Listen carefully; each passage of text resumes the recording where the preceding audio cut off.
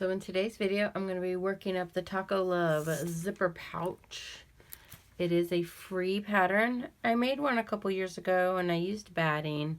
And I was very new to zippers and pouches in general.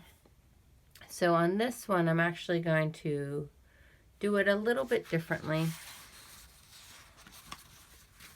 I'm going to take the outside fabric and a piece of foam, and I'm going to take it to my embroidery machine, and I'm going to use a built-in or a purchased quilting. Normally I free motion on my sit-down long arm, but for this one I wanted to try out some new skills and techniques. It's going to my daughter. She chose the fabrics, and I asked her, hey, what kind of quilting do you want? And she said florals. So I am going to go ahead and see what I can find. I'll probably end up using a Kimberbell background quilting, and then I'm going to go ahead and put a layer of SF101 on the back of my lining fabric, and I will be right back. For purpose of hooping everything for the quilting, I did need to be mindful of what exactly needs to be quilted. So I found the center of my stabilizer and I just roughly marked it, and then I went ahead and marked how far out I need that quilting to go on both sides. So it's going to require 2 hoopings. And so what I'll do is I'll hoop this first half, quilt, and then I'll hoop the second half and quilt. So you'll see here as I'm hooping it, I know that that's the center line. I know that my hooping designs can come, you know, relatively close to the edge of that hoop. I'm good here. I'm cleared. I do need to make sure that that can at least get quilted to there.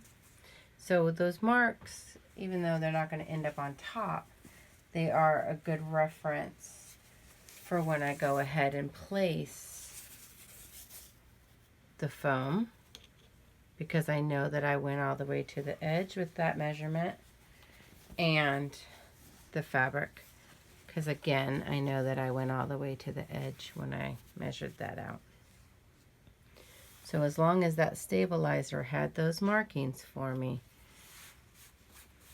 then I am good on where this is. I can fold it back and double check it. And that way when I set the design in the embroidery machine, I know that if I go to the largest setting, I should be in the clear.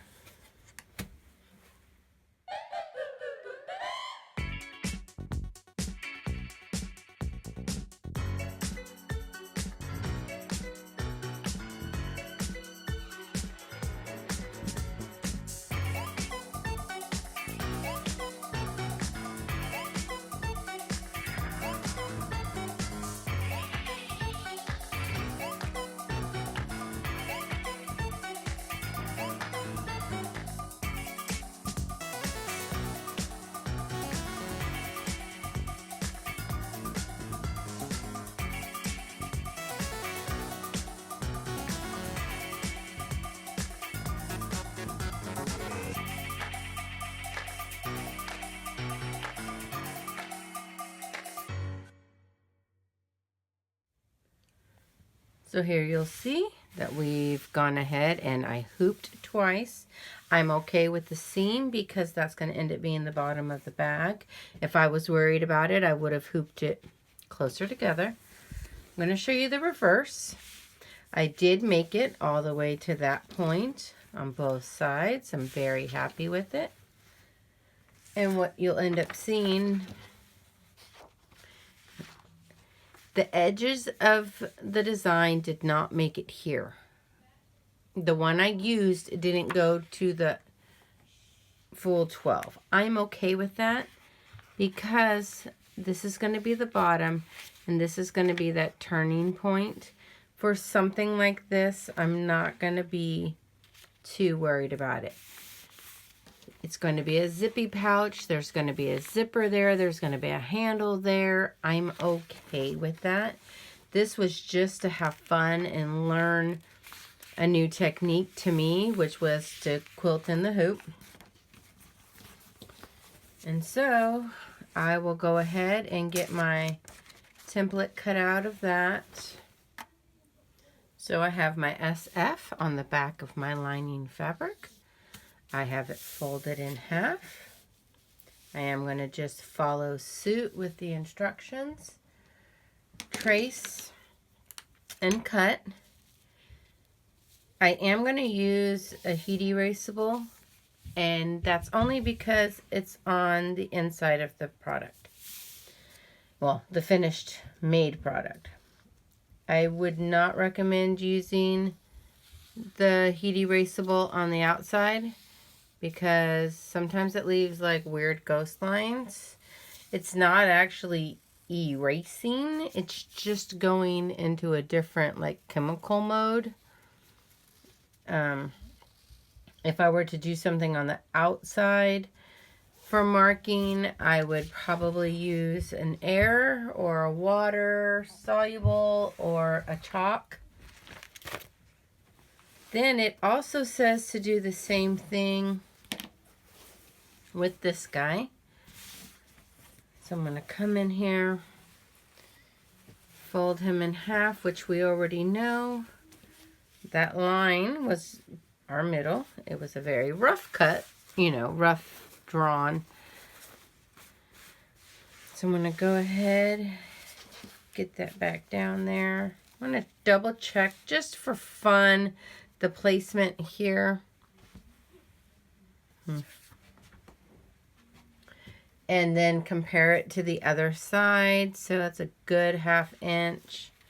If I flip that guy over and I come here, he's much larger. So I'm actually going to shift it just slightly because I know that I have wiggle room all the way around.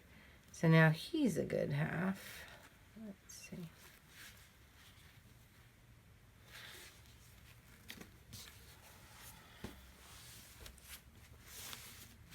And that way, this line's not necessary for this step. That line originally was for the quilting. So I'll come in here and get my template out.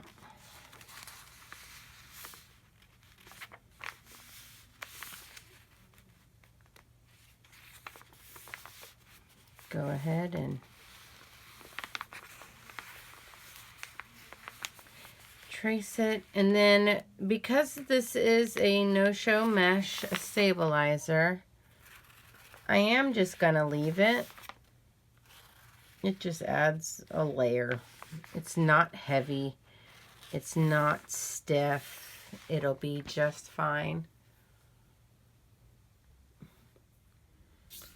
So I have trimmed my outside of the pouch as instructed. I have trimmed my liner. Again, I chose to do the SF just for some stability. I've also moved on in the next step, which was make the zipper tab. So I've done and pressed that as instructed. It also asked for a piece of the liner that's going to end up being, it says the binding to finish the pouch, so I'm guessing the inside later on, and a pull tab. So up next is actually going to be taking my zipper, measuring it to what they indicate. Different step. I did go ahead and clip that end cap there. Next up is to mark where we're going to start the zipper. So on the front, it wants us to go up 3/4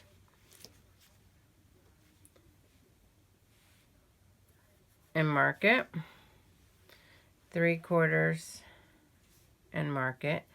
I am doing what I said I wouldn't do earlier. I am using it on the front, but that's because that's a zipper line and it will get hidden. Come into my liner and you can see there I've already marked it.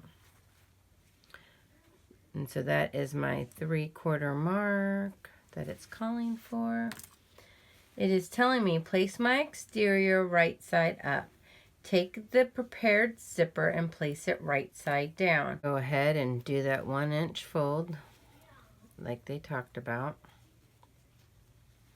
Come into that line. Get out my clips.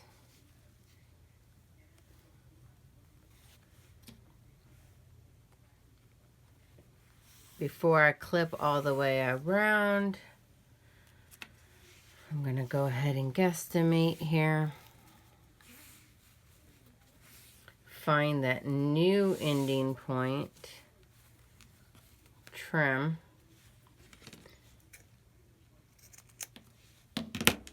attach the end, and then I'll go ahead and clip the whole thing on. I did want to come in real quickly. So the instructions are telling me to go ahead and stitch that, then come back with my lining, find those marks and stitch again. I am the type of sewer that I don't want to do that twice. So I will go ahead and add this to that and just sew it down once. Even in other bags that I've made, I usually just do that as one stitch. So I am all placed. So yeah, I'm just going to go ahead and make sure that my right sides are facing so that when I go to turn that bag later on, everything is in the right direction. I am sewn and turned. Super cute. So now I need to open my zipper and then I need to repeat. So I'm going to put that print side facing up, take my zipper, not my liner, come over here to that marked line that we did earlier, line up where that zipper needs to start, and then it says to sew that first and then come back and sew again. I'm not going to do that. I'm going to come here and go ahead and clip my starting point. I'm going to take the zipper, take the lining in about every 1.5 inches, 2 inches. Go ahead and clip. Proceed to do that all the way around, being mindful I need to leave that zipper open so that I can turn the bag around. Okay, I have both sides sewn with that zipper. I left it open. So now it's time to pull everything through.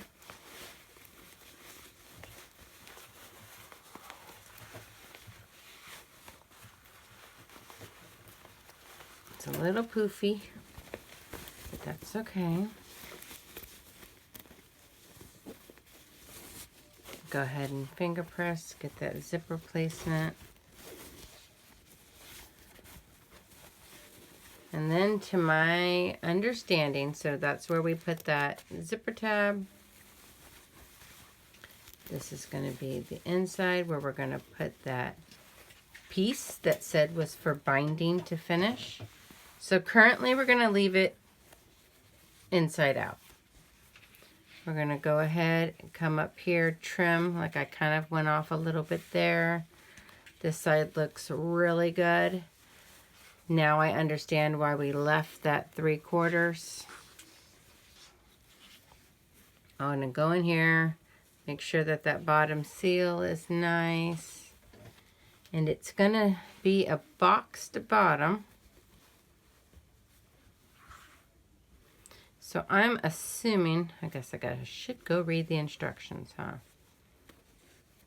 That it's going to be like that with the binding to seal it.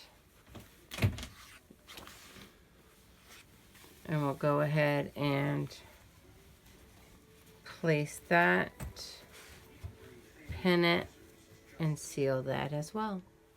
So before I put that binding on the inside, I took that long piece it told us about earlier, went ahead and created a binding.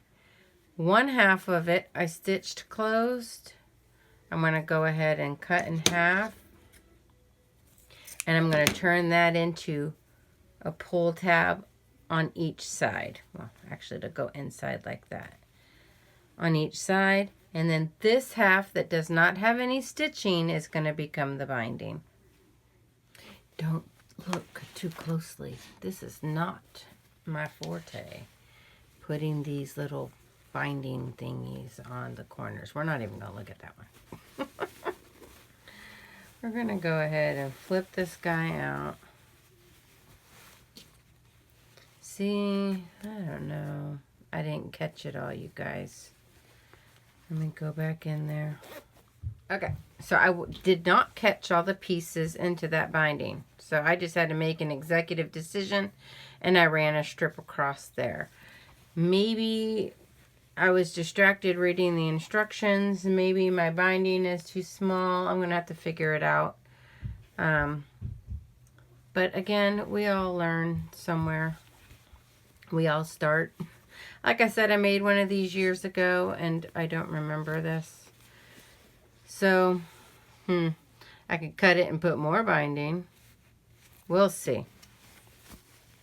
We'll see what happens when we turn this guy around. Oh, look. It tucks right in there now. You see that? It's not that bad. But we do have the pull tab. And then here as well, open ourselves back up. I wonder if I missed a step somewhere.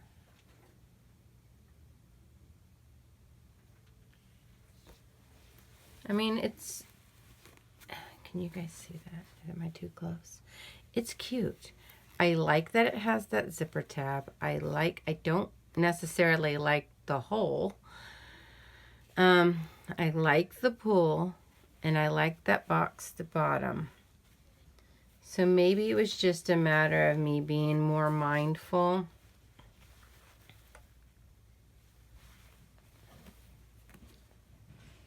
Maybe I needed to trim a little bit better. Maybe my binding just needed to be added on in a different way.